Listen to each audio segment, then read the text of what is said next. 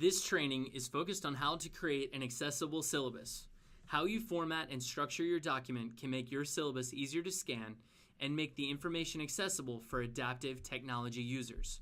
The information that we will be covering is also available on the Loyola website at loyola.edu/accessibility, seen here. By navigating to the drop-down menu under the heading Instructors and selecting Accessible Syllabus, you will be navigated to a page that provides resources for creating an accessible syllabus and directions on formatting. We will be using the Accessible Syllabus template at the bottom of the page. Clicking the hyperlink will download the document. Next, we will walk through the Accessible Syllabus template. This template will provide the instructions on how to update your current syllabus to be accessible. The first 2 pages are instructional only and can be deleted once you've finished your syllabus. This syllabus has been built so that you can edit the current material with your own.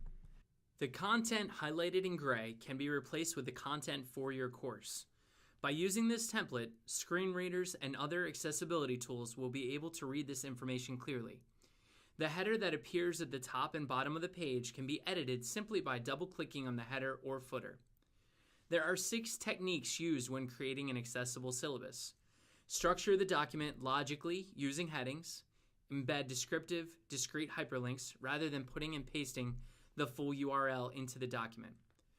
Wherever it makes sense, use the bullets or numbered lists rather than manually creating lists of enclosing lists in long paragraphs.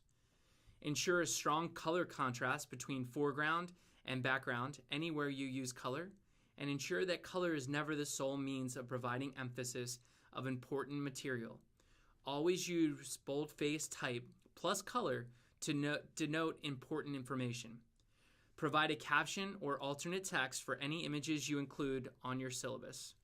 Since screen readers can't tell when important text is bolded, place a statement in front of the bolded text. This is important to provide 2 emphasis cues.